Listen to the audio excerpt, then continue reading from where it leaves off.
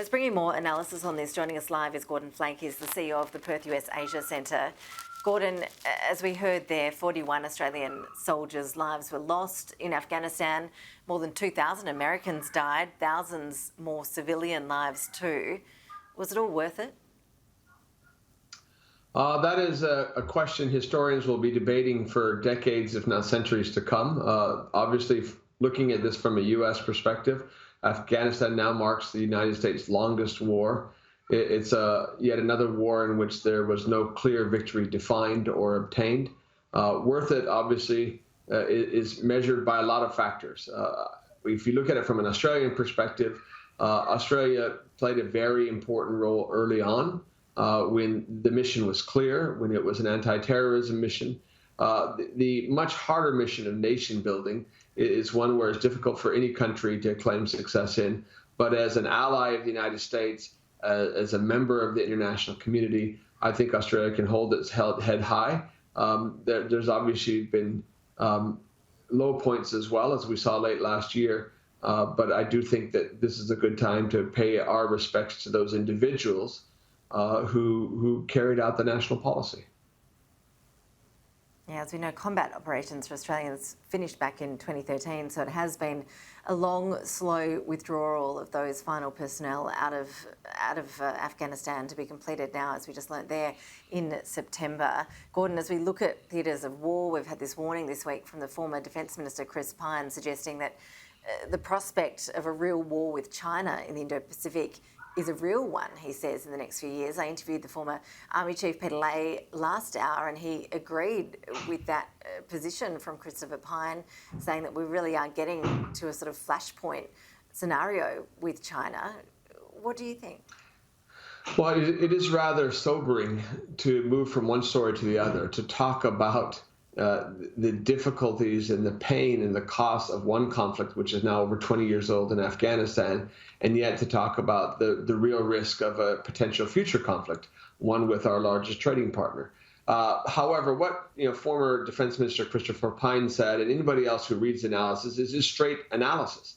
The risk of conflict have gone up, and they've gone up as Chinese capabilities has gone up, as China has become increasingly aggressive, and as they've been pushing on a range of issues in the region that serve to destabilize, what had been a relatively peaceful, economic-focused era. And if you look at the situation in Taiwan alone, that particular issue that former Defense Minister Chris Pyne focused on as a flashpoint, you would have to agree that the risk of conflict there has gone up, just because, given what's happened in Hong Kong, any pretense of a one country, two systems, peaceful unification with Taiwan seems to have gone out the window.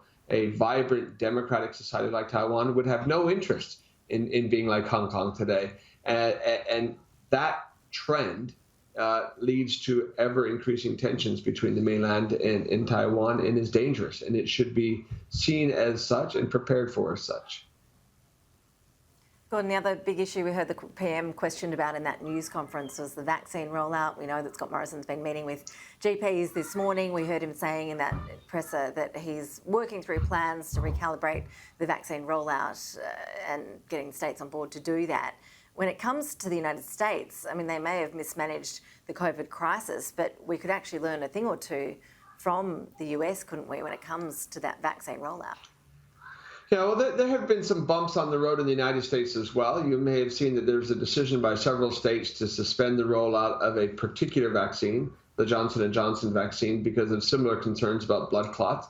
But it seems to be progressing afoot. One day late last week, the United States was able to chalk up 4.6 million vaccinations in a single day. They're now at about 123, 124 million vaccinations having taken place, about almost half of the eligible population. So that's a remarkable achievement. Obviously we have our own sensitivities here about the pace of our vaccine rollout, or rather the lack thereof. There is actually some hope in our closest ally, the United States, because given the numbers we're seeing out of the US right now and our relatively small population, if you're doing 4.6 million a day, we could do Australia in a week and be home for dinner by Saturday. So my hope is actually this broad, collaborative corporate sector response in coordination with government in the United States will, in the long run, have benefits for us as well. We all share that hope. Gordon Flake, appreciate your analysis as always. Thank you.